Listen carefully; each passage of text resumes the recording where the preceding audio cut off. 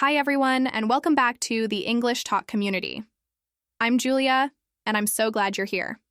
Whether this is your first time listening or you've been with us for a while, you're part of a growing community of people around the world who want to speak English with more ease, more confidence, and more clarity. And today, we're doing something special, something that might surprise you. Because what if I told you that 7 days, just 7 focused days, could change the way you hear? English forever? Let's be honest, listening in English can feel frustrating. You watch a movie, and it seems like everyone's speaking too fast. You try to follow a conversation, but the words blur together. You understand written English pretty well, but when people talk, it's like a different language. If you've ever felt that way, I want you to know, you're not alone. And even more important, it's not your fault. Most people learn English through grammar rules and reading, but real listening. Skills are built in a different way. And that's exactly what we're going to talk about today. Imagine for a moment that you wake up 7 days from now and you're watching a YouTube video in English. This time, instead of just catching 1 or 2 words, you follow entire sentences. You can hear the connections, the pauses, the patterns. You still don't understand everything, and that's okay. But you're not lost anymore. You're following. You're growing. You're no longer scared of fast English. That change is possible. And I'm going to show you how to start it. No magic tricks, no complicated programs, just clear, simple strategies that work, because they're based on how your brain actually learns a language. And the best part? You don't need hours every day. You don't need a native speaker. You just need short, focused practice and the willingness to try. That's it. If that sounds like something you've been looking for, then this episode is for you. Let's take a moment and think about how you learned your first language. You didn't start by reading a grammar book. You didn't write essays. You listened every day without pressure. You heard your parents, your friends, people around you. Your brain started to recognize patterns. You didn't understand every word at first, but over time, meaning began to form naturally. That's exactly how listening in English works too. You don't have to understand everything.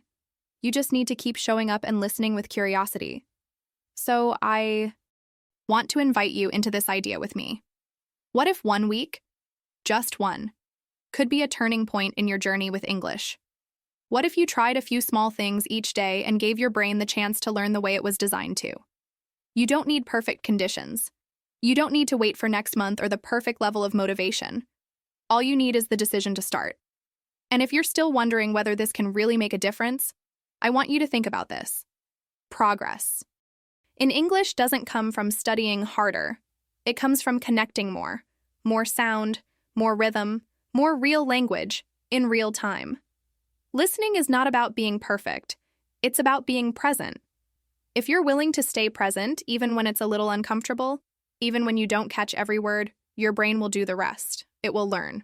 It always does. You don't have to do this alone. This podcast was created exactly for people like you, people who are motivated, thoughtful, and ready to take small steps that lead to big changes. And you are not behind. You are not too late. Your English journey is alive right now, and I'm here to walk through it with you. So if you're ready to start listening in a new way, if you're ready to train your ear, not just your eyes, I want to encourage you. Subscribe to this podcast right now. That small action tells your brain, I'm serious. I'm doing this. And it helps us grow this community so more people around the world can learn the same way you are. And hey, if you're listening and thinking, maybe this won't work for me, I get it. I've worked with so many learners who said the same thing. Some of them were from Rome, others from Warsaw, Lisbon, or Prague. They all had one thing in common. They thought their listening couldn't improve. And guess what? Every single one of them was wrong. They just needed a different approach. One that focused on clarity instead of complexity, on habits instead of pressure, on connection instead of perfection. You're already doing the most important part, showing up. You pressed play, you're here. That matters. That means you're ready, whether you feel confident or not. You're ready to stop just hoping your listening will improve and actually do something about it, something that works. So let's take the pressure off. You don't need to be perfect. You don't need to catch every word. You just need to be curious, consistent, and kind to yourself. Because your brain is listening. Your brain is learning. And with a little help, a little guidance, and a little practice, your ears will catch up faster than you think. Are you ready? Let's begin this 7-day journey together. I'll guide you each step of the way. We'll go day by day, with short, powerful actions you can take immediately. Nothing too complicated. Nothing that requires extra apps or fancy materials. Just you, your ears, and the willingness to try. You're going to hear English in a new way. And that new way will open doors. Real ones. Because when your ears understand, your confidence grows. And when your confidence grows, your words follow. So stay with me. Let's do this together. And if you believe it's time for your listening to improve, subscribe now and stay with me through these next few minutes. Because something great is waiting for you. And it starts now. Let me tell you about someone who reminds me of so many people I've met over the years. Her name is Elena. She's originally from Milan, and she's an architect, smart, creative, curious.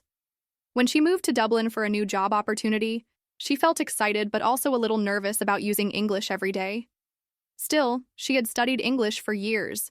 She had passed exams, read books, watched movies. She believed she was ready. And in many ways, she was. Her first few weeks in Dublin went smoothly. She managed work emails, ordered food, introduced herself to new colleagues. She even joined a small yoga class taught in English. Everything felt under control. Until one morning, standing in a crowded subway station, something changed. An announcement came over the speakers. Elena listened, trying to understand. But the words felt like water, rushing, blending, impossible to hold on to. She caught a few sounds, maybe a name or two, but not the meaning. She looked around, confused, hoping others would react. They did. People began moving quickly toward a different platform. Elena hesitated, unsure if she should follow. It was a small moment, but for her, it was huge. Not being able to understand a simple public announcement made her question everything. How could she have studied English for so long and still feel lost when someone spoke quickly? Why could she read just fine but not follow a voice on a speaker? That moment stayed with her the whole day, and the next. She told herself, I have to fix this, but I don't know how. She didn't want to go back to grammar textbooks or spend hours in a classroom again. What she really wanted was to feel connected, to listen to English the way she listened to her own language. So she made a decision, a simple one. Every morning during breakfast, she would listen to something in English. Just 10 minutes, nothing too hard. She started with a podcast about architecture, then moved to interviews, short news clips, and sometimes even storytelling episodes. She didn't try to understand everything. She didn't take notes. She just listened. At first, she still felt lost. The speed, the accent, the expressions, they didn't make sense right away. But she kept going. 10 minutes every day without skipping. And then something started to shift. One morning, she recognized a phrase she had heard the day before. Another morning, she noticed a pattern. How speakers paused between ideas. How their voices rose and fell with emotion. A few days later, she caught an entire sentence. Without translating, without guessing. It just clicked. By the end of her second week, something surprising happened. She was walking to the subway when she heard another announcement. This time, she didn't panic. She didn't freeze. The message came through clearly. There would be a 5-minute delay on line 2 due to technical issues. She understood every word. She smiled, almost in disbelief. It felt like magic, but it wasn't magic at all. It was training. 10 minutes a day. That's what did it. Elena didn't become fluent overnight. She didn't suddenly understand every movie or song. But what she did gain was something even more powerful. Momentum. She proved to herself that listening is a skill, not a talent. And like any skill, it grows with practice. She didn't need to be perfect. She just needed to be consistent. I share Elena's story because maybe you felt the same way. Maybe you've had moments where English seemed familiar until someone spoke too fast or used an accent you weren't used to. And maybe you told yourself that listening is the hardest part of English. But I want you to see what Elena discovered. Your brain is ready to learn, but it needs daily sound, not long lessons, not complicated methods, just regular, gentle contact with real English. Elena didn't wait for the perfect moment to start. She didn't make a big plan. She chose a small action and repeated it. And that's the secret. We often think progress comes from big changes, but in language learning, it's usually the opposite. Small routines build big breakthroughs. I also want you to notice what Elena didn't do. She didn't stop to translate. She didn't try to memorize vocabulary. She didn't get frustrated when she didn't understand. Instead, she listened with patience. She let the language flow around her. And slowly, her brain started to respond. There's a difference between hearing and listening. Hearing is passive. It just happens. But listening is active. It's a choice. Elena chose to listen every day, even when it was uncomfortable. And that choice made all the difference. You can do the same. Whether it's while you make your coffee, walk to work, or wait for the bus, those small pockets of time are perfect for growing your listening. Don't worry about understanding everything. Don't worry about speed. Just show up. Your brain will handle the rest. And remember, you don't need hours. You need habits. Elena didn't need to study for 3 hours every night. She needed 10 minutes of focus. That was enough to change how she experienced English and how she saw herself as a speaker. So if you're feeling stuck, overwhelmed, or unsure where to start, think of Elena. Think of that moment in the subway. Think of how one small choice, made again and again, led to a quiet but powerful breakthrough. That kind of progress is possible for you too. Let's take a few minutes now to look ahead at what the next 7 days will look like. If you've ever felt unsure about how to organize your practice or wondered if you're even doing the right things to improve, this part is for you. What we're going to do together is simple, structured, and designed to help you build real listening skills step by step. You won't need hours of study. You won't need special tools. All you'll need is a bit of focus, a small window of time each day, and the willingness to try. I've created this 7-day practice map to guide you through one clear idea each day. We'll build your listening confidence in layers. Each day focuses on one habit or approach, and each one has a specific purpose. These steps are based on how the brain learns through repetition, recognition, and context. When you follow them in sequence, your brain starts to adapt faster than you might expect. You don't need to fully understand every single word for the process to begin. In fact, trying to understand every word is usually what slows learners down. The goal here is different. The goal is to train your ears and your brain to notice patterns, rhythm, tone, and structure. On day 1, you'll learn how to choose the right kind of content. This is more important than most people realize. If the audio you choose is too difficult, your brain will freeze.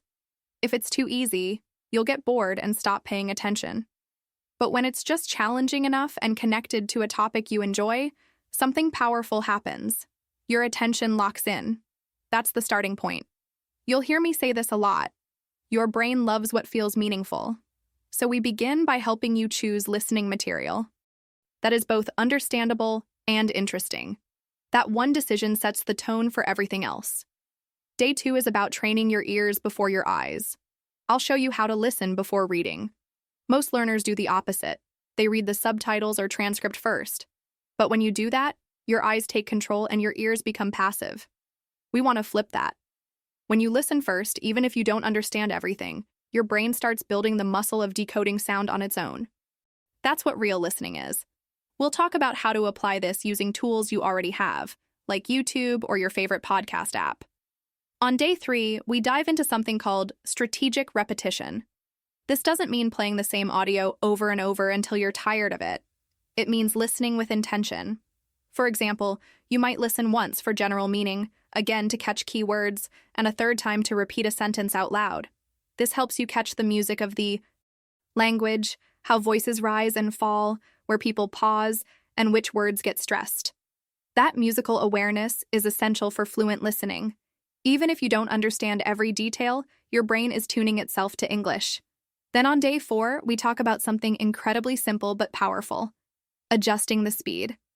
Many learners feel discouraged because native speakers talk too fast, but almost every platform today allows you to slow down the audio. I'll teach you how to do this in a way that supports growth rather than creating dependency. It's okay to slow things down in the beginning. It helps you notice sounds you might otherwise miss. But the goal is always to return to normal speed when you're ready.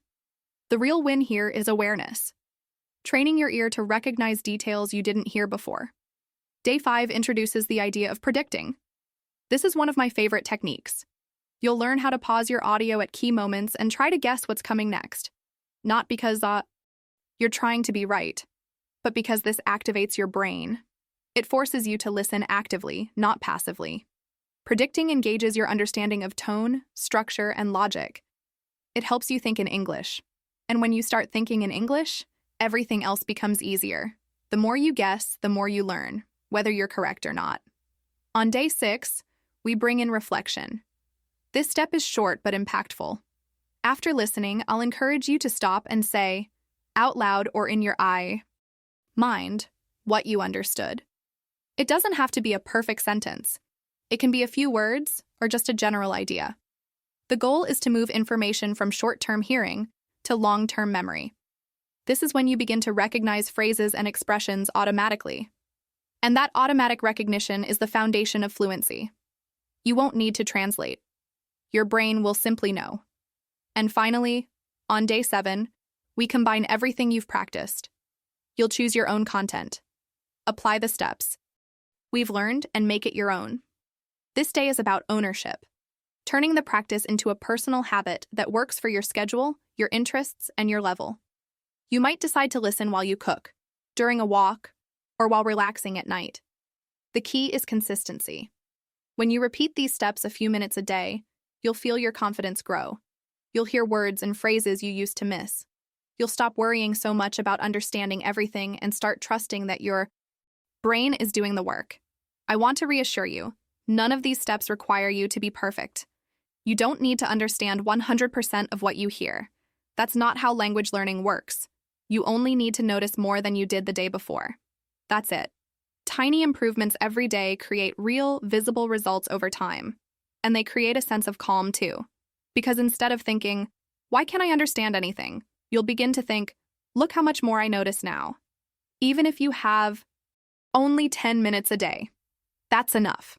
You'll be surprised by how much progress can happen in such a short amount of time when your practice is focused and intentional. So as we move into this challenge together, remember that your brain doesn't need perfect conditions to learn. It just needs consistent exposure, meaningful content, and a bit of patience. Trust the process, trust yourself, and give yourself permission to learn without pressure. Your ears are already doing more than you think. And this next week is going to show you exactly how far you can go. Today is day 1 of your listening transformation, and I want to start with something that might surprise you. It's not about finding the most advanced content. It's not about choosing a difficult TED Talk or a complicated news broadcast just because it sounds impressive. No. Today, it's about choosing something you actually love, something that makes you curious, something that makes you forget just for a moment that you're studying English at all. Because when you love what you're listening to, everything changes. Let me explain why. When your brain is relaxed, it learns faster. That's not just a nice idea. It's how your memory works. When you're interested in something, your attention increases naturally. You don't have to force it. Your ears open. Your mind starts to make connections. You're not just hearing words, you're experiencing something. That's when the magic starts to happen. That's when the language begins to stick. So today's task is simple. Find something in English that you truly enjoy. It could be anything. A YouTube video about a hobby you love, a podcast that makes you laugh, a short interview with someone who inspires you. It doesn't have to be slow. It doesn't have to be perfect. It just has to feel right for you. If you're into cooking, find a cooking show. If you love photography, find a vlog by someone who shares tips and stories. If you're passionate about travel, find a series that takes you around the world. The point is to let your interest guide your practice. You may be wondering, but shouldn't I choose something that matches my level? That's a fair question. And yes, if the language is so difficult that you can't follow anything, it will be frustrating. But here's what I've learned. When people choose content they love, they're more patient with themselves. They don't give up as quickly. They stay curious. That matters more than level. Because the truth is, your level will grow faster when your motivation is high, and motivation stays high when your heart is involved. I once worked with a woman named Agnes from Warsaw. She had tried studying English through textbooks for years, and every time she started something new, she would quit after a few weeks. Then one day, I asked her, "What do you enjoy outside of English?" She told me she loved baking. So I told her to look up baking channels in English and just start watching. No pressure to understand everything. Just watch.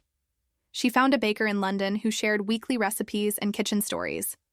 Within 2 weeks, Agnes wasn't just watching, she was listening, learning, and repeating phrases naturally. Because she cared about the content, she listened more, and because she listened more, her English improved without her even noticing. That's the kind of experience I want you to have. I don't want you to sit down today and think, I must improve my listening. I want you to think, what am I curious about today? That question is more powerful than any grammar rule. Because language isn't something you study once and remember forever. It's something you build, moment by moment, through experiences that matter to you. So right now, think back to the last video you watched in English that made you smile, or a short clip that surprised you, or a podcast episode you kept listening to because the story was so good. That's where I want you to begin. Go back to it. Watch or listen again. And this time, pay attention not just to the words, but to your own reaction. Are you more relaxed? Are you picking up words you didn't notice before? Are you enjoying the process? That feeling, that energy, is what we're going to use every day of this journey.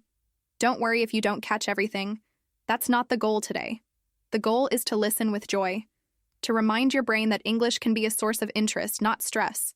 And when your brain feels safe, it opens up. It absorbs. It remembers. Sometimes people ask me, is it okay to listen to the same video more than once? Absolutely. In fact, I encourage it. If you love it, listen again tomorrow. Let the language become familiar. Let the words find a place in your memory. You're not wasting time by repeating. You're reinforcing.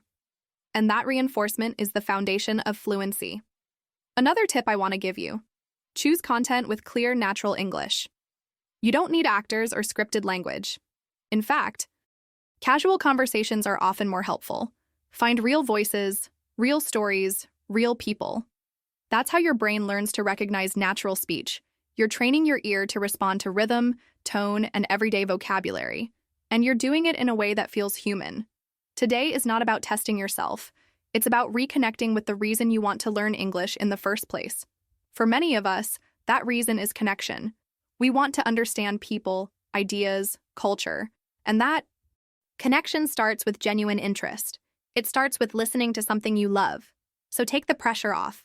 Today you don't need to study. You just need to explore. Pick something that makes you curious. Press play. And give yourself permission to enjoy it, even if you don't understand every word.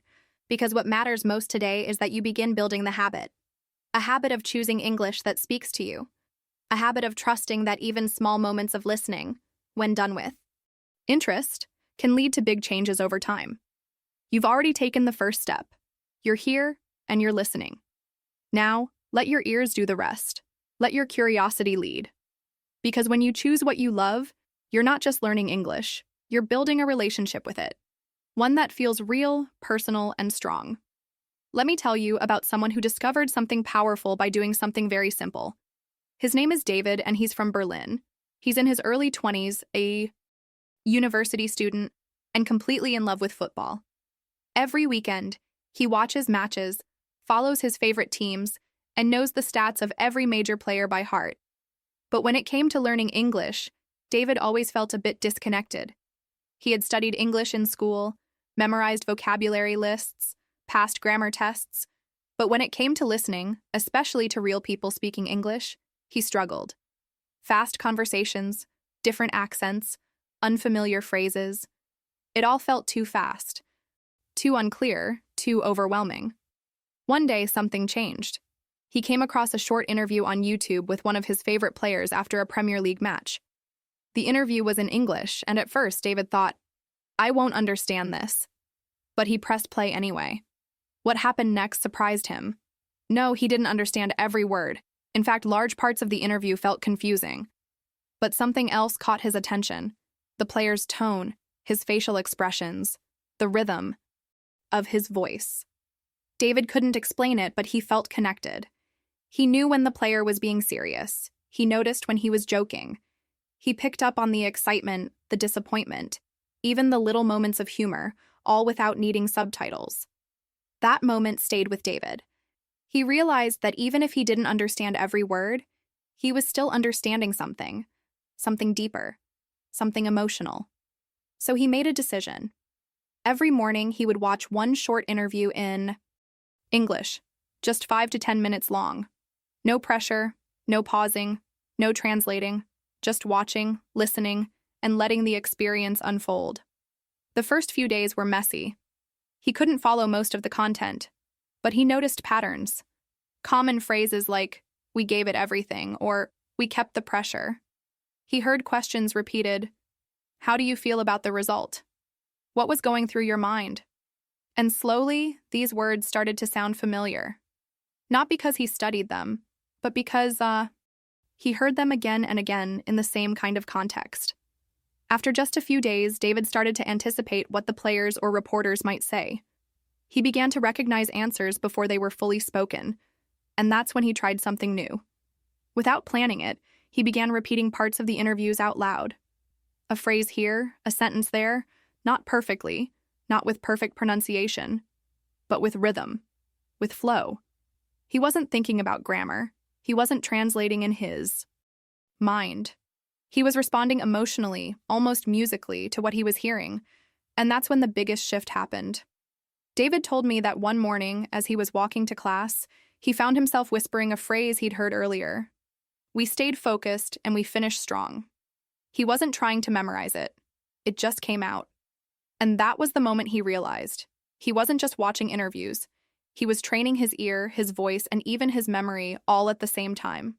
Without stress, without pressure, just through something he loved. What I love about David's story is that it breaks so many myths about listening. You don't need to understand everything to improve. You don't need to study word by word. You don't even need a perfect plan. What you need is engagement, real emotional engagement with the content. David didn't treat English like a subject.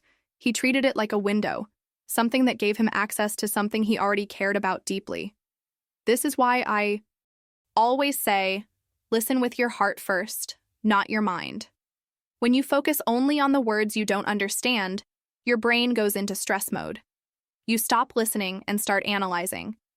But when you focus on the feeling, the rhythm, the emotion behind the words, your brain relaxes. It starts absorbing naturally. You start to connect. And that connection leads to understanding.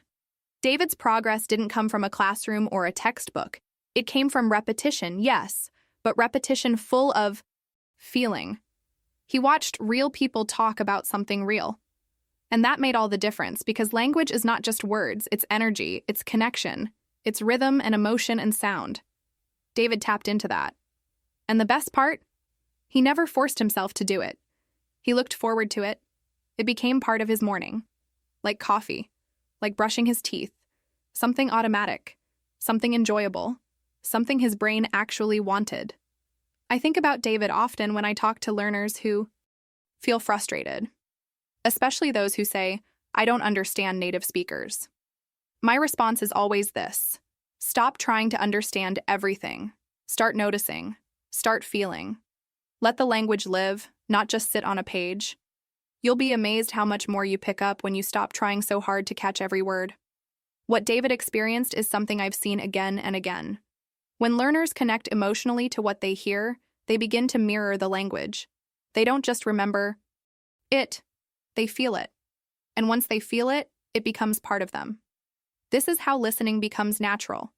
Not through pressure, but through presence. You don't have to love football like David.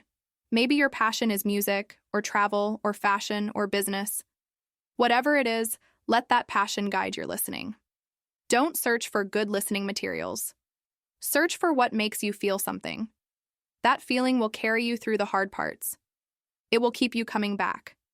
It will train your brain to understand, to connect, and eventually, to respond. David is still watching his interviews. He's still repeating phrases when he walks. He told me that now, sometimes during live games, he watches the English commentary instead of the German one. Not because he understands every detail, but because it feels exciting, because it feels possible, because English is no longer something he studies, it's something he experiences. And that's the shift I want for you. Listen with your heart. First, let your brain follow. It knows exactly what to do. Today is day 2, and this is where the real shift begins. Yesterday, you focused on choosing something you love. Today, we're going to add a technique that can completely transform the way you experience spoken English.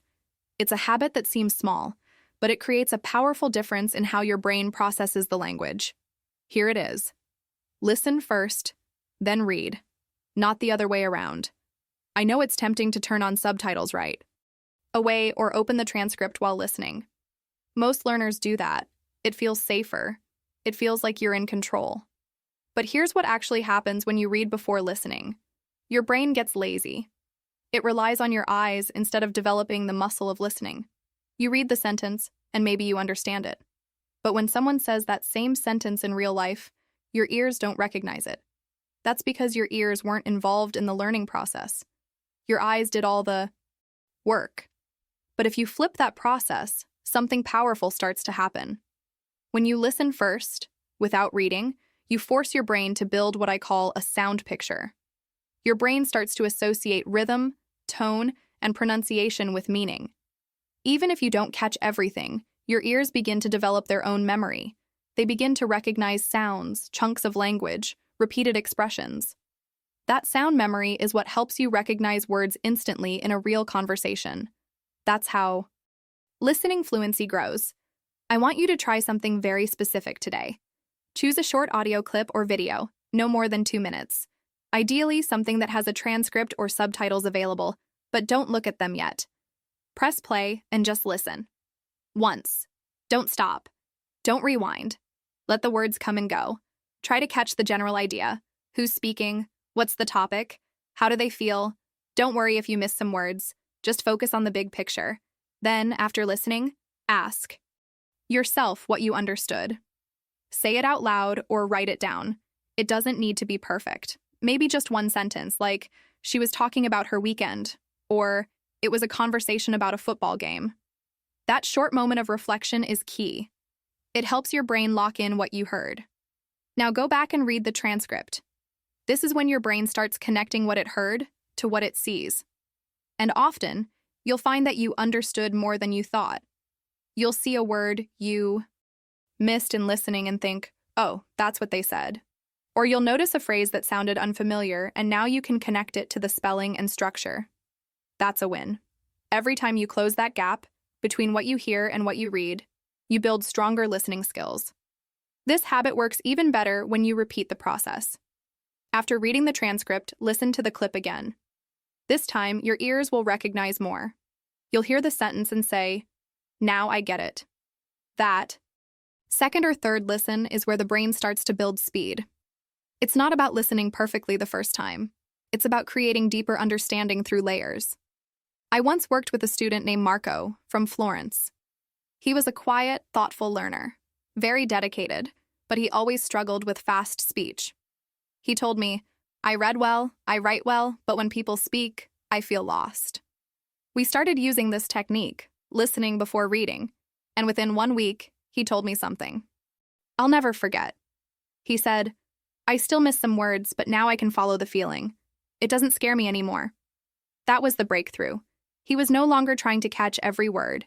He was understanding the message. And that's what I want for you. Listening is not about catching every detail.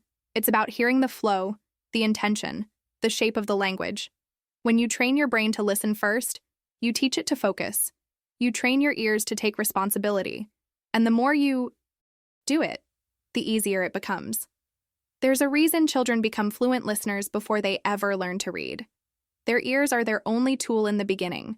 They hear everything. They notice tone, rhythm, emotion. They don't need to know how to spell a word to understand it when someone says it.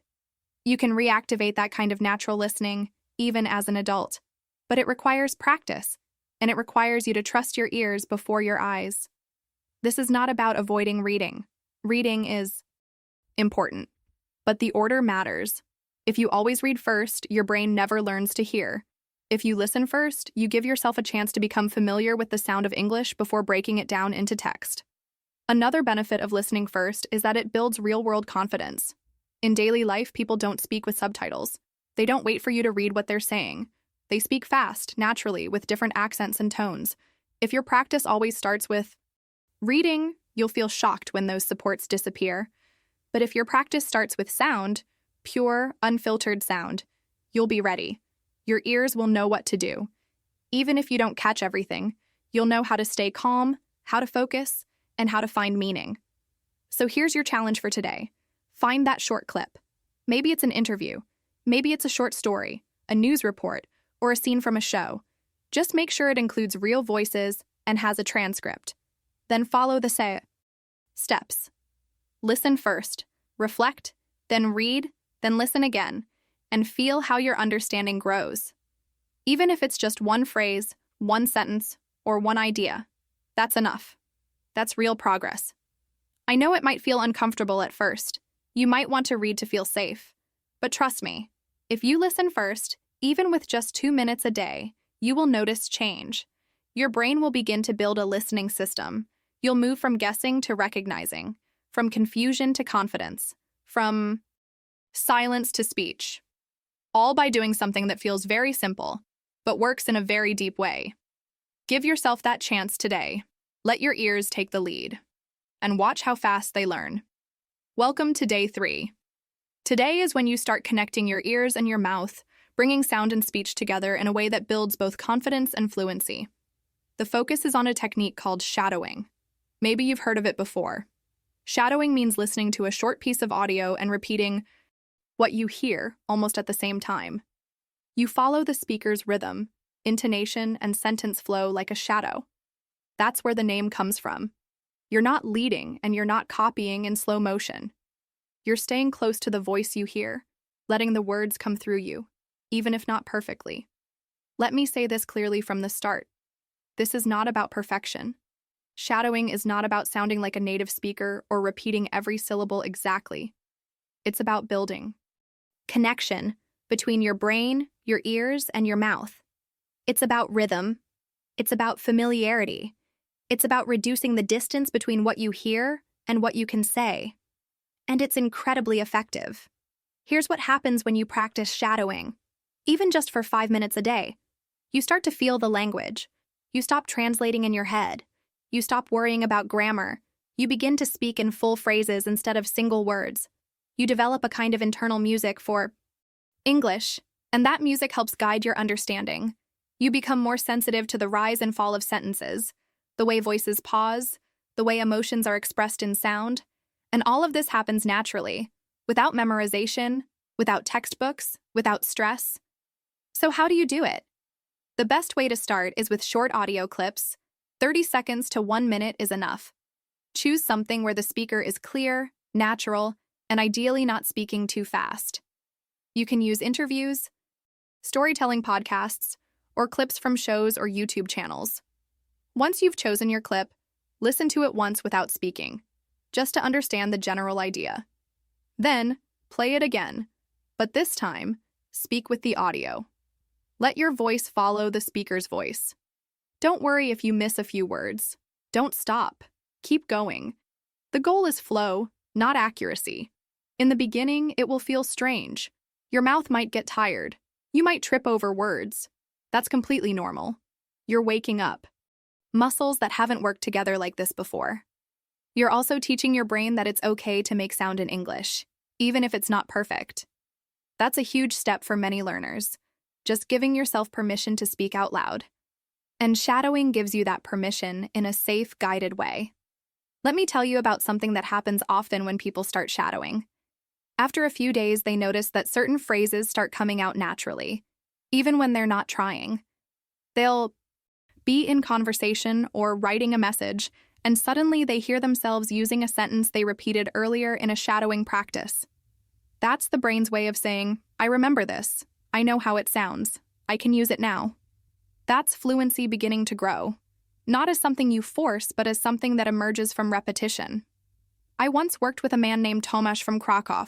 He was an engineer, very analytical, very careful with his English. He wanted every sentence to be correct. But that made him hesitate a lot when he spoke. One day we introduced shadowing into his routine. At first, he resisted. He didn't like the idea of speaking without stopping to check grammar. But after just 4 days of repeating short clips out loud, something changed. He told me, "It's strange. I'm speaking more freely. I don't stop to think so much. I just say it." That was the power of shadowing. It freed his voice. It allowed his ideas to come out without interruption. What's beautiful about this method is that it doesn't require extra time. 5 minutes a day is enough. You can do it while you're getting ready in the morning, during a short break at work, or while preparing dinner. All you need is your phone, headphones, and your voice. And the benefits are more than just linguistic. Shadowing builds confidence. It helps you hear yourself using English. And the more you hear yourself, the more real your voice in English becomes. Another thing I want to mention, don't worry about sounding exactly like the speaker. You're not an actor. You're not expected to copy every accent or expression. What matters is rhythm, not imitation. What matters is the way your brain starts linking sounds to meaning, and your mouth starts shaping those sounds into sentences. You'll notice that your pronunciation improves just by practicing the rhythm and melody. You'll become more sensitive to how real English sounds. And when you hear the same phrase in a different context later, your brain will recognize it instantly. You might be wondering if shadowing works for beginners. Yes, it does. If the audio feels too fast, you can slow it down slightly using your device settings. Start with very short clips. Repeat one sentence at a time if needed. Don't rush. You don't have to do a perfect performance, you're just training your brain and your voice to move together in English. And for those of you at an intermediate or advanced level, shadowing is how you sharpen your edge. It's how you take language you already know and make it automatic. It's how you stop thinking about the words and start using them with confidence and speed. It's also how you start to hear the small details, the linking of sounds, the way syllables disappear, the real-life English that doesn't always follow the rules of your textbook. Those details are essential, and shadowing helps you notice them. Today, I want you to try it. Just 5 minutes. Pick your clip, press play, and let your voice follow. Don't stop. Don't judge yourself. Just speak. Even if you feel silly at first, keep going. Your confidence lives on the other side of that discomfort. And every time you repeat a sentence, you're building fluency. You're building a voice that doesn't hesitate, a voice that feels at home in English. Remember, it's not about sounding perfect. It's about building rhythm, comfort, and confidence. It's about letting English flow through you, not just around you. 5 minutes a day. That's all it takes to start changing the way you speak and the way you feel when you speak. Shadowing without pressure is your bridge between listening and speaking, and your voice is ready to cross. Let me tell you about someone who found a beautiful and simple way to bring English into her daily life. Her name is Sophia, and she lives in Athens. She works as a barista in a busy cafe downtown, the kind of place where the mornings are loud, the coffee machines never stop, and the line of customers starts early. Sophia always enjoyed her work. She loved the rhythm of the morning rush, the smell of fresh coffee, the quiet satisfaction of creating something with her hands. But English? That used to feel like something far away, something disconnected from her world, something she only thought about in school, or when trying to read something online. Then one day, she decided to try something new. Nothing complicated, just a tiny shift in her routine. She put on her headphones while preparing the morning setup at the cafe before the customers arrived, and started listening to short interviews in English. Not lessons, not grammar tips, just people talking. She didn't sit down to study. She didn't even pause the audio to understand every word. She just let the voices play while she worked. At first, it felt like background noise. She understood some words here and there, but not much more. But she kept going. Every morning, as she cleaned the counters, set up the cups, and checked the machines, she had her English playing softly in her ears. Little by little, something started to change. She began to recognize voices she had heard before. She noticed when certain expressions came up again. She began to feel the structure of common sentences, the way people told stories, the kinds of questions interviewers asked, and most of all, she started enjoying it. She would smile to herself when she understood a full idea. Some mornings, she even paused for a few seconds, repeated a phrase out loud, and then went right back to her routine. Sophia told me that what made the biggest difference wasn't how much she understood. It was how consistent she became. She didn't worry about catching everything. She didn't push herself to memorize. She just listened. Every day, 10 or 15 minutes. Same time, same space. And because she associated English with a part of her routine that she already enjoyed, her brain stayed relaxed. Her ears stayed open. She was learning without stress. At the end of the day, when her shift was over and the cafe had closed, she started doing something else. On her walk home, she would think about what she heard that morning. And when she got back to her apartment, just before dinner, she'd repeat 1 or 2 sentences out loud. That's it. No notebook, no pressure. Just a short, spoken moment. Something simple, like, she said the best part of her job is meeting new people. Or, he talked about how nervous he felt before the interview. The phrases didn't come from textbooks. They came from real people, and they felt real in her voice too. And then something interesting happened.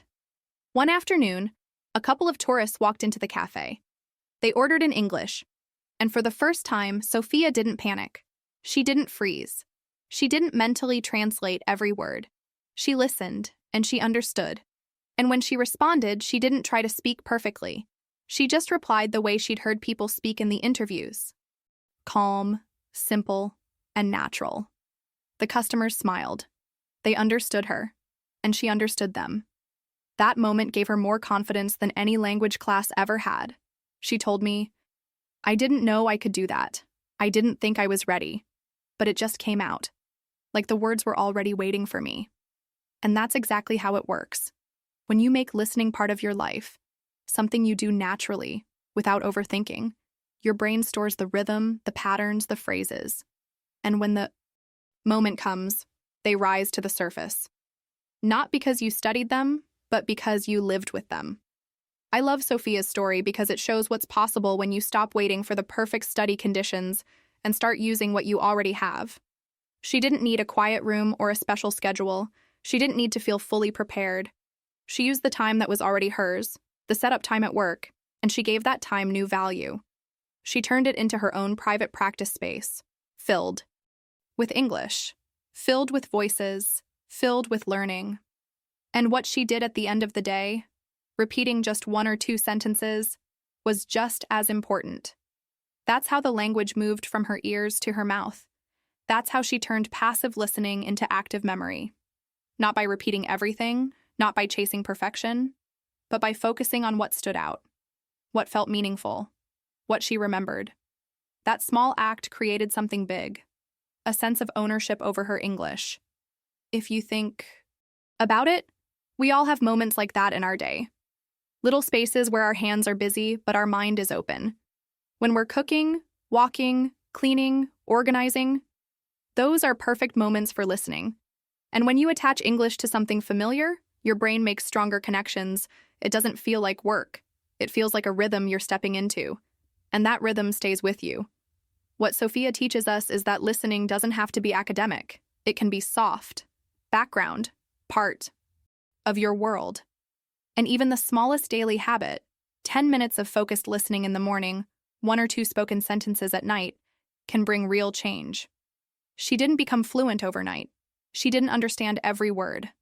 But she stopped waiting for the right moment to start listening. She started, and the language started responding. That's what I want you to remember today. You don't need a new life to build new habits. You just need to look at the life you already have and ask yourself, where can English live here? Where can I bring in a voice, a sentence, a story? How can I make this part of my day a little window for learning?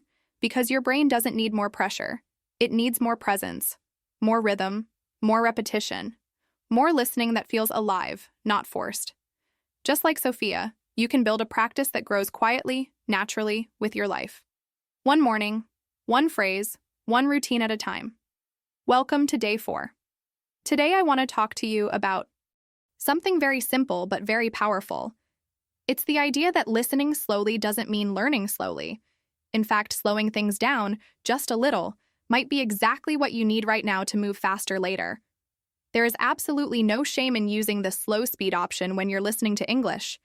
It doesn't make you less advanced, and it definitely doesn't mean you're not capable.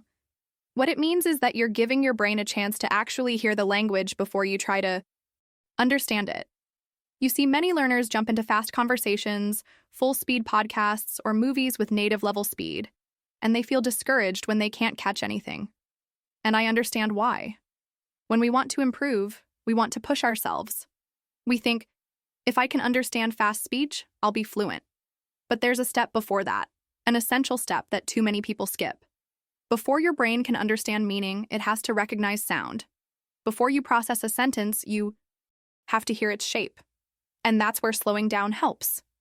When you slow down a video or audio, even just 25% or 50%, you're giving your ears more time to catch the sounds. You're helping your brain isolate the beginning and end of words, hear how syllables are connected, notice intonation patterns. It's like watching a dance in slow motion. You begin to see each step clearly, not just the movement as a blur. And once you see the steps, you can learn them. Let me give you an example. Imagine you're listening to someone say, "What you gonna do about it?" at full speed. To a trained ear, that sounds casual and clear. But for many learners, it sounds like one big, impossible word. Now, if you slow that clip down just a bit, suddenly you hear it. What? Gonna do about it? And just like that, it becomes manageable. The phrase isn't scary anymore. It has rhythm, structure, music.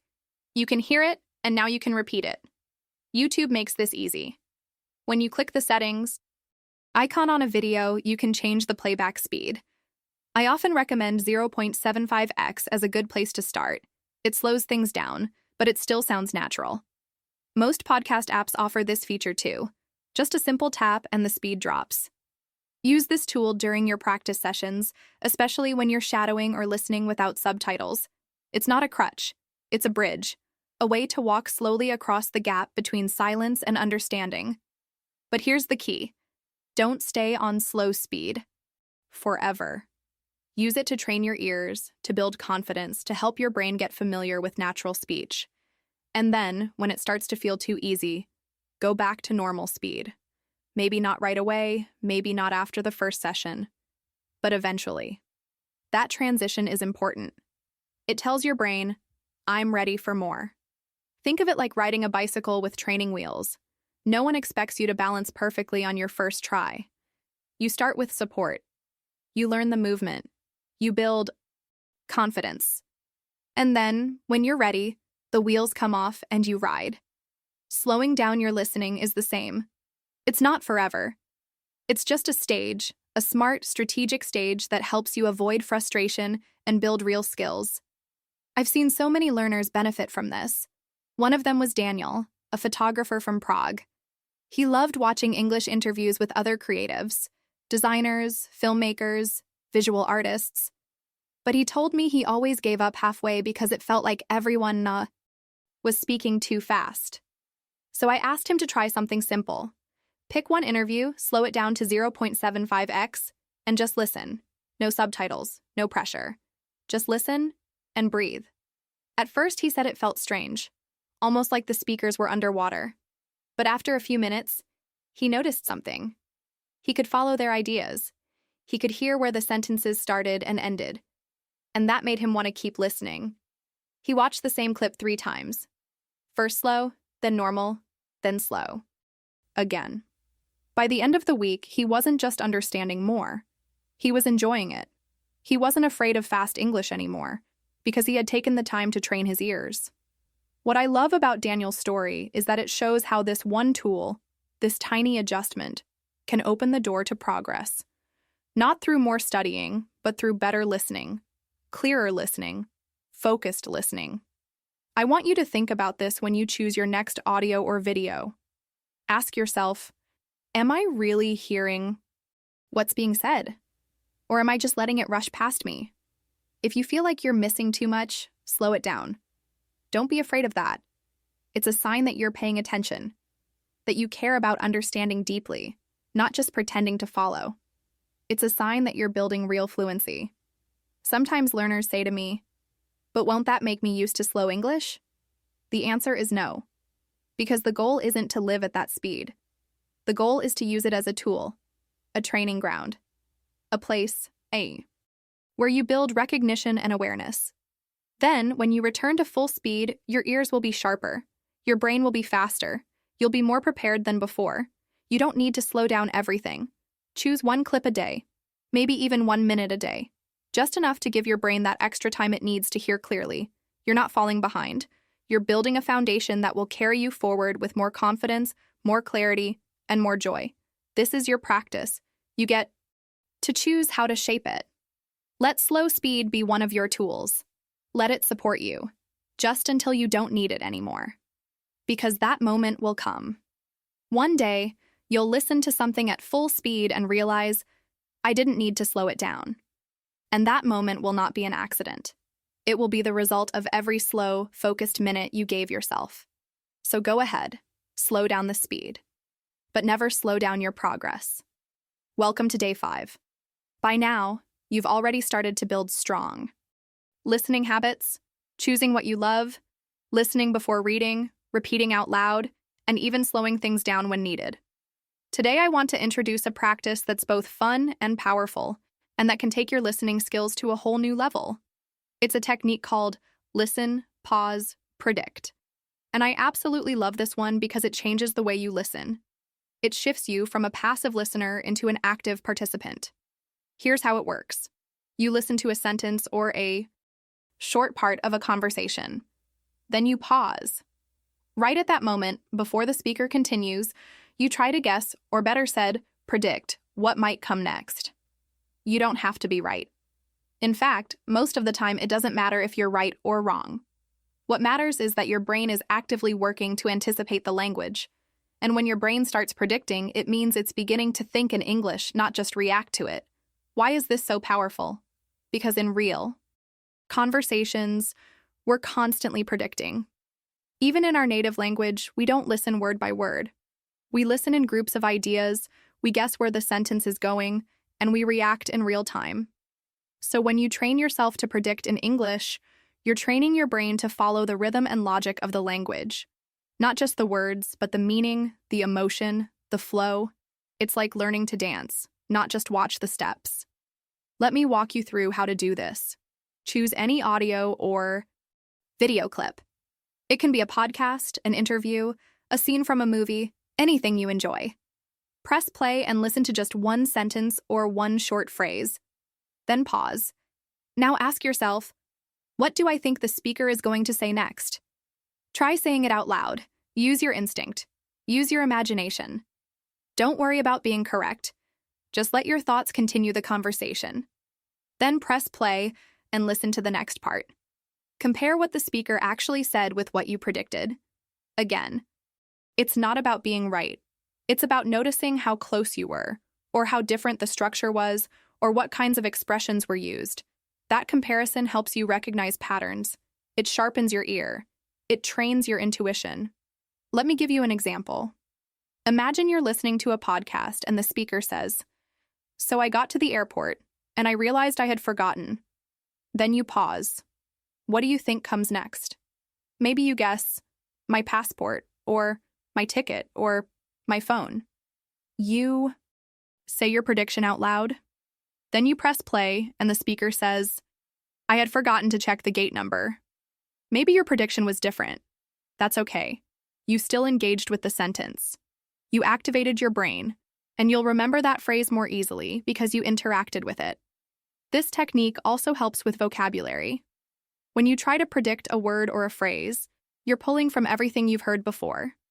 You're searching for expressions you've already been exposed to, and you're applying them in real time. That process of retrieval makes your memory stronger. Even if you don't get the exact word, your brain becomes better at making those connections, and that's exactly what you need for fluent listening. Another great benefit of this practice is that it slows you down, in a good way. You stop listening like a robot and start listening like a real person. You start noticing tone, context, pauses, and emphasis. You become more aware of the speaker's intention. Are they building a story? Asking a question? Giving an opinion? Predicting helps you stay engaged and involved. I remember a woman named Agnieszka from Warsaw who used this exact practice. She was always frustrated because she felt she understood individual words but couldn't follow the whole message. We started using this pause and predict method during her listening sessions. After just a few days, she said something really interesting. She said, "Now I feel like I'm part of the conversation, not just listening to it." That's when I knew this was working. Her brain had started moving with the speaker, not behind them. Even if you're at a beginner level, this practice is for you. Your predictions can be simple, just a word or two. The point isn't to guess something complex. It's to train your mind to think ahead, to notice context, to feel where the sentence is going. With time, your predictions will become more accurate. But more importantly, your listening will become more dynamic. You can also combine this with reading. After you've listened and made your predictions, go back and read the transcript. Look at what you missed, what surprised you, what you understood. Then listen again. That second or third listen becomes so much more powerful when you've been actively involved. And slowly, your listening muscles grow stronger, more alert, more responsive. This isn't about turning every video into a grammar lesson. It's about building connection. When you guess what someone might say next, you're putting yourself into their shoes. You're thinking like a speaker. You're imagining their logic, their thoughts, their emotions. And that's what fluent listeners do. They don't just hear, they anticipate. They don't just follow, they participate. Today, I want you to try this. Just take 5 minutes. Find a clip, play one sentence, pause, and predict. Say your guess out loud, then listen, and notice. That's it. It may seem small, but it's one of the most active ways to train your ears. It makes you alert, focused, and more confident. And remember, there's no such thing as a wrong prediction. Every guess is a sign that your brain is learning. Every pause is a moment of reflection. Every listen is a step forward. You're not just hearing English anymore. You're living it, sentence by sentence, idea by idea, day by day. Let me tell you about Mark, an engineer from Paris who found a simple way to turn his daily commute into a powerful learning routine. Every morning, Mark took the metro from the 14th arrondissement to his office in La Défense. It was about a 25-minute ride, and like most people, he used to scroll through news or check messages on his phone. But one day, he decided to try something different. He wanted to improve his English listening skills, and he'd been struggling with fast conversations and real-life speech. That's when he created what he called the prediction game. Mark started by downloading short English dialogues, sometimes podcasts, sometimes scenes from interviews, or even little conversations from language learning apps. But instead of just listening passively, he made it interactive.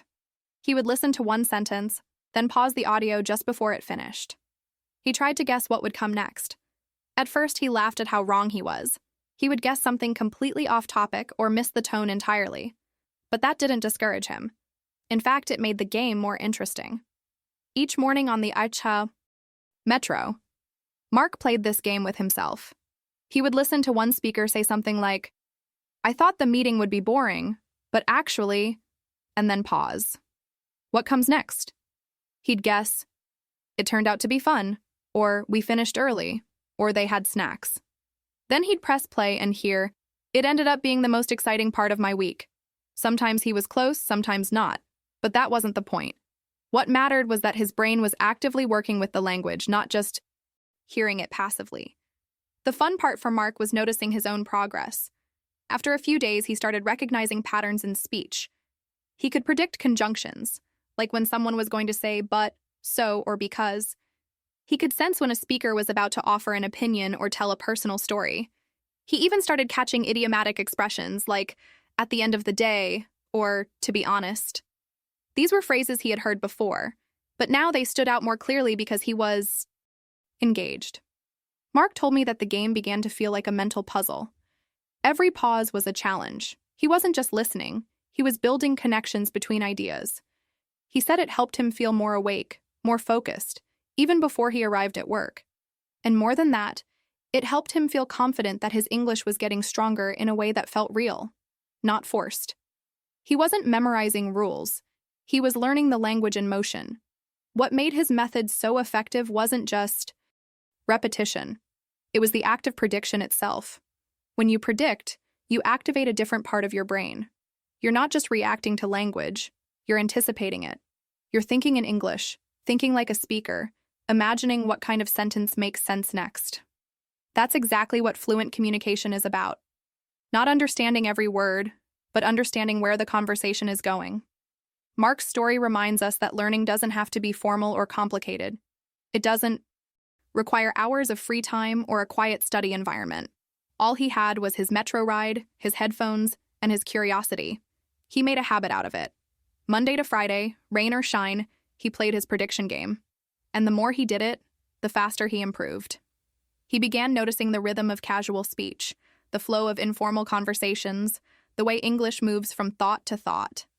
One thing Mark shared with me stuck in my mind. He said, "I used to think that understanding fast English was about knowing every word. Now I see it's about knowing what to expect." That shift in mindset is huge. When you stop trying to catch every word and instead focus on the message, the tone, the logic, you free your brain to actually listen better. You become less anxious, more in tune, and more confident. Another beautiful detail in Mark's story is how he added a small reflection after each game session. At the end of his commute, just before stepping off the train, he would repeat one or two phrases he heard that surprised him. Sometimes it was a structure he hadn't noticed before. Sometimes it was a phrase he didn't expect. That short moment of reflection helped lock the language into his memory. And by saying it out loud, even quietly to himself, he made it part of his own voice. Mark never saw himself as someone who was good at languages. He was a logical thinker, very methodical, someone who worked with data and structure. But by turning listening into a game, he tapped into his natural learning style. He created his own challenge, one that matched his curiosity and rhythm. And that's why it worked so well. It wasn't about pressure, it was about practice with purpose.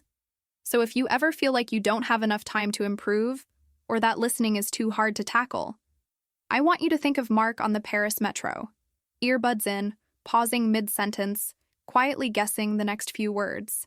Not perfectly, not always correctly, but always learning, always moving. Forward. That's what turns a routine into a breakthrough. That's how fluency is built. One pause, one prediction, one sentence at a time. Welcome to Day 6. Today I want to invite you to try something that takes only 1 minute, but can have a deep effect on how much English you remember and understand. I call it the 1-minute reflection. It's not about studying harder or listening longer.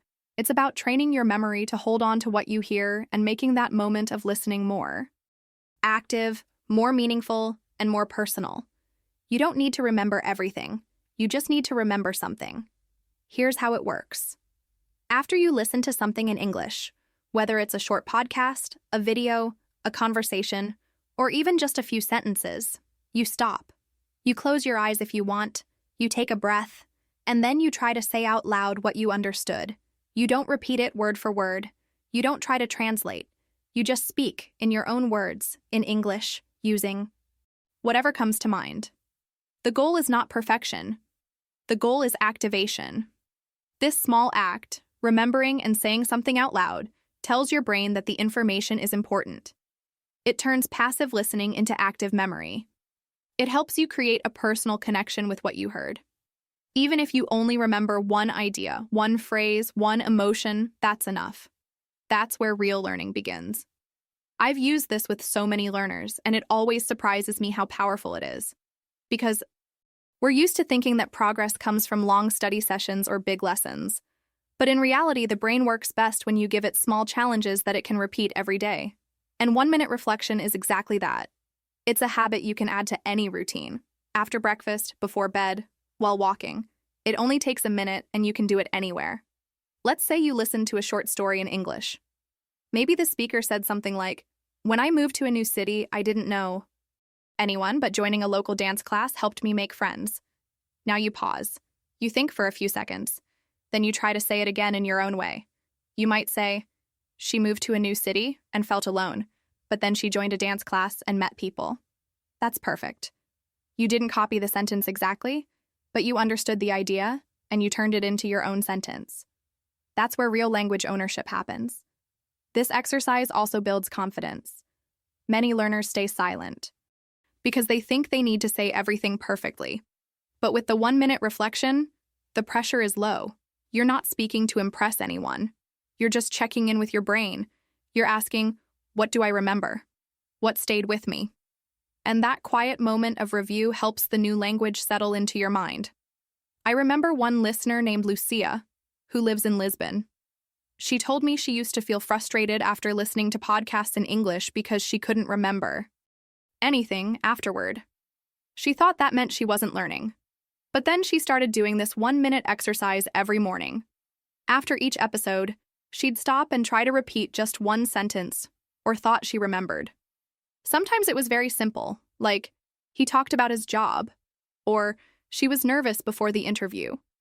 But even those tiny reflections helped her realize that her brain was catching more than she thought. After a few weeks, her reflections became longer, more detailed, more confident. Lucia said, "Now when I listen, I'm more focused, because I know I'll reflect afterward." And that's another powerful benefit of this practice. It makes you a better listener. When you know you'll be asked to recall something, even just by yourself, your attention becomes sharper. You stop listening just to hear. You start listening to understand. Another reason this technique works is because it's personal. You're not repeating someone else's grammar rules or vocabulary lists. You're choosing what stood out to you. You're remembering what mattered to you in that moment. And when you speak that memory out loud, you begin to build your English voice. One sentence at a time. You can use this method with any kind of content. Maybe you're watching an interview on YouTube. After it ends, pause and ask yourself, what do I remember most? Then say it out loud. Or maybe you hear an interesting conversation on a podcast. After a few minutes, pause and try to summarize one idea. If you're walking, you can whisper it to yourself.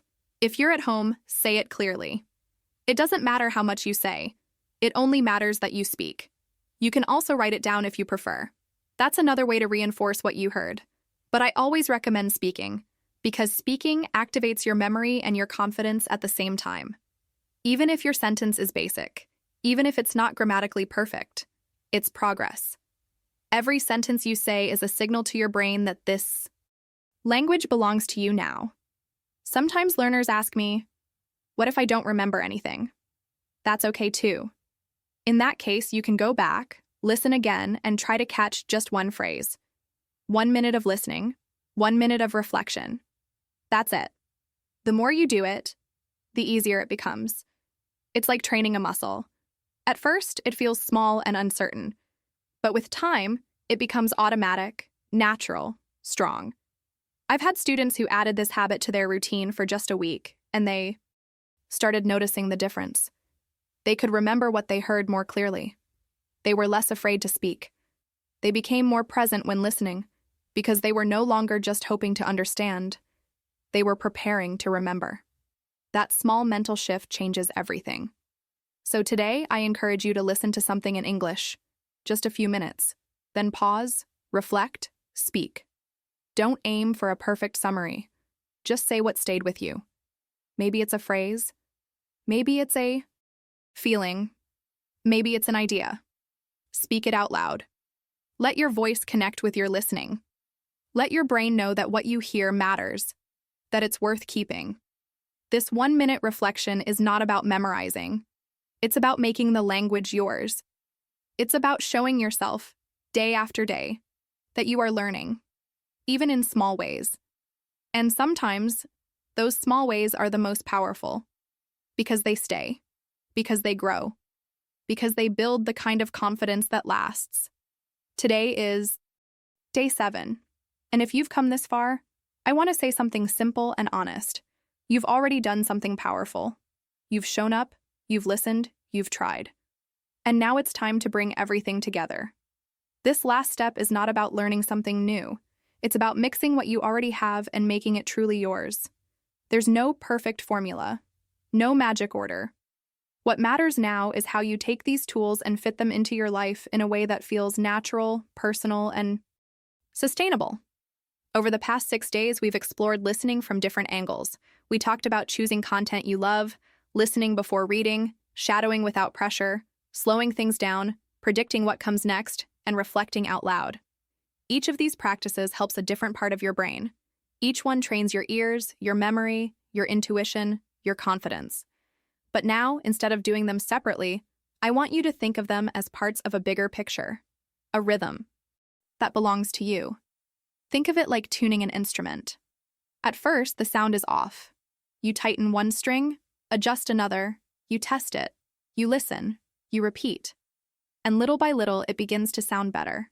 Your ear gets sharper, your hands move more naturally, and suddenly you're not just adjusting, you're playing.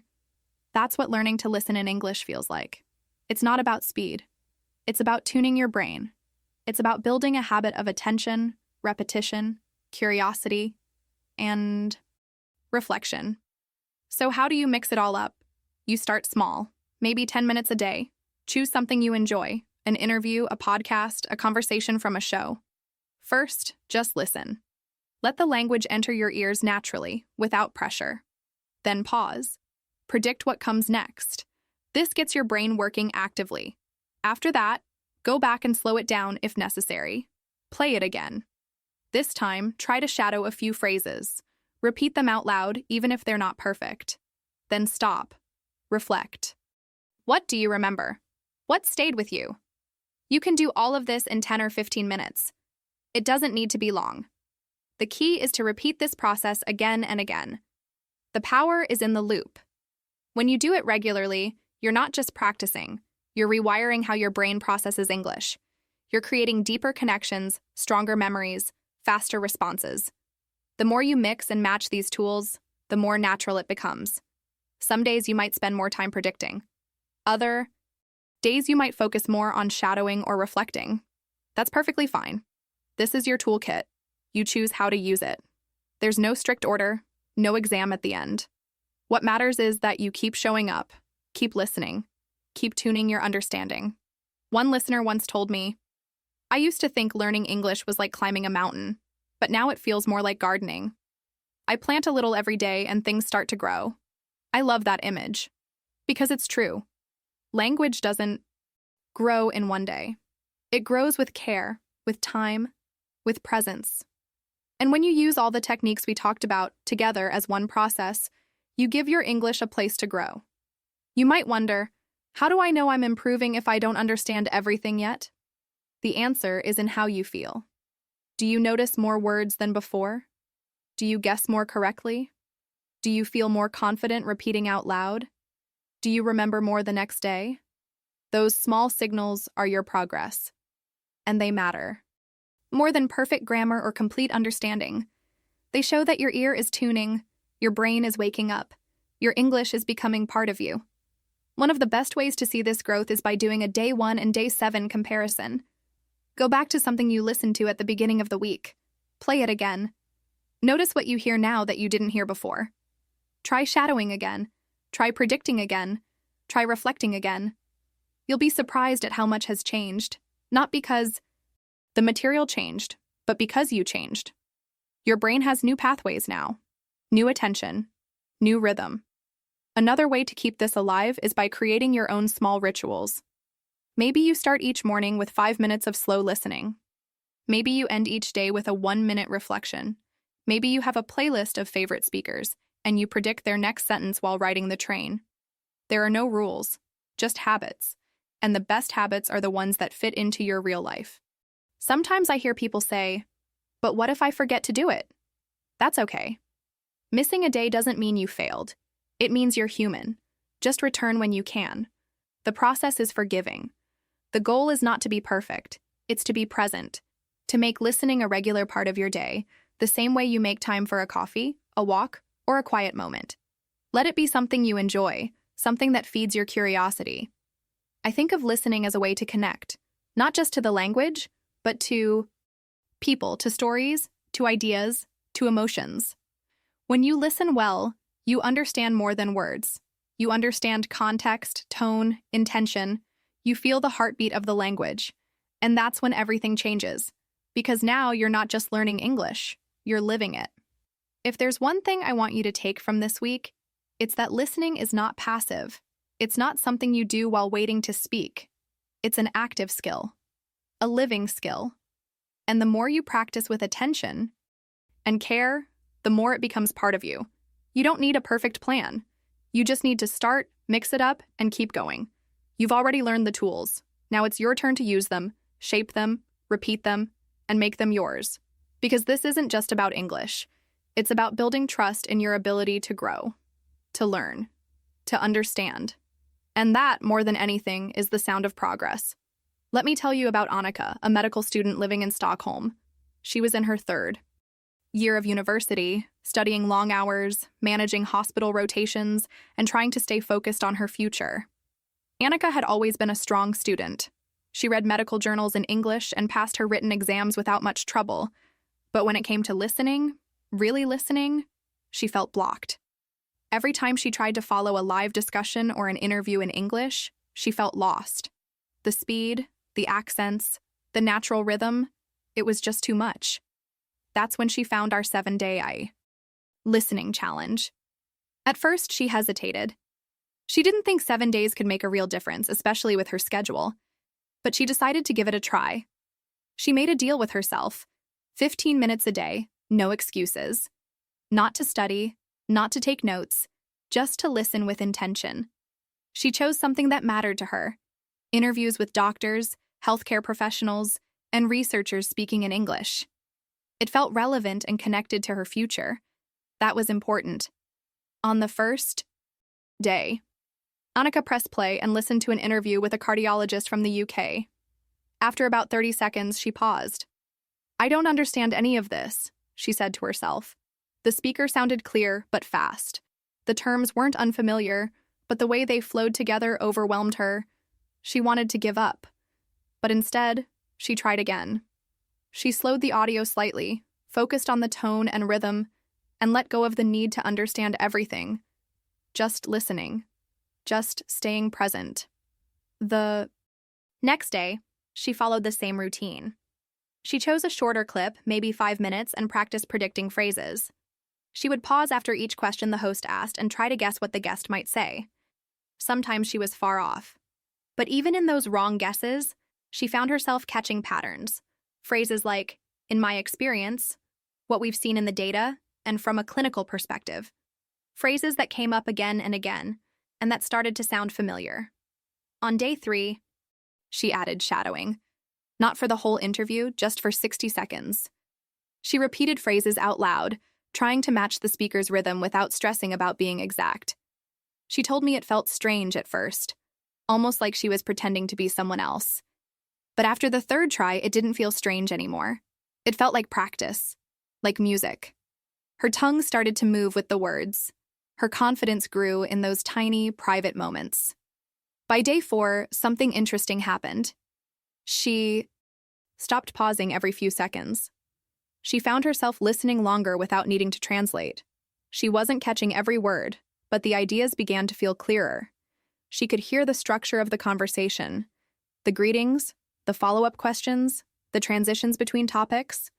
The language started to organize itself in her mind, not because she memorized it, but because she experienced it. On day 5, she did something even more powerful. After listening, she closed her eyes and tried the 1-minute reflection. She said out loud what she remembered from the interview. Just a few phrases, just the main idea. "The doctor talked about stress in young professionals," she said. "He mentioned the importance of regular sleep and mental breaks." It wasn't perfect English, but it was her English, her voice, her version of what she heard, and that made all the difference. By day 6, Anukica no longer felt afraid of fast speech. She didn't understand everything, and that was okay. She understood enough to stay connected, to follow the conversation, to enjoy it. She even started writing down some expressions she liked, not to memorize, but to remind herself that she was growing. Then came day 7. She woke up early, made her coffee, and opened a new interview, this time with a pediatric surgeon from Canada. She pressed play and listened. No slowing down, no pausing. And halfway through the clip, she realized something that gave her a rush of energy. She had just listened to a full question from the interviewer and understood all of it.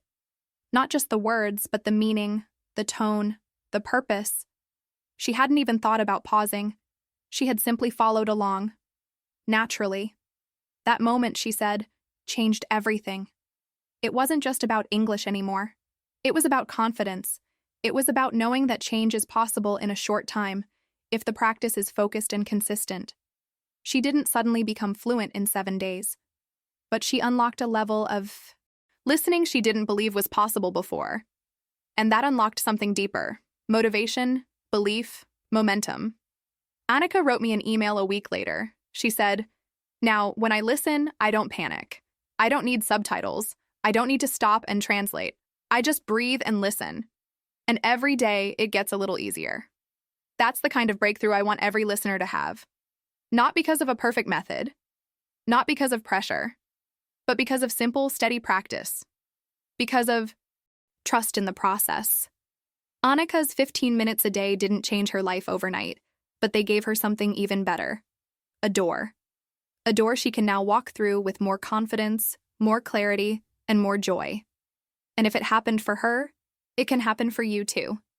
Now that you've listened to each day of this challenge, I want to pause with you for a moment, not to review everything, but to ask a simple and honest question. What will you try tomorrow? We've covered 7 days of small but powerful shifts in how you listen to English. And each one, in its own way, opened a new door. But fluency doesn't come from remembering all the steps. It comes from choosing one and taking it with you. So let's take a breath together. Think back to these past few days. Was there a moment that stood out to you? A day that felt just a little more natural, more exciting, more personal? Maybe it was when you chose content you actually enjoyed instead of something advanced. Maybe it was the first time you tried shadowing without pressure, or when you played the prediction game on your train ride, like Mark. Or maybe it was something smaller, a phrase that stuck with you, a sentence you remembered during your 1-minute reflection. Now, I want you to take that memory and hold it in your hands for a second. That's your beginning. That's your direction. That's the part you're going to carry forward. Not perfectly, not every day, but often enough that it becomes a habit. Because fluency isn't about reaching the end. It's about staying in motion. It's about doing the next small thing, and then the next, and then again.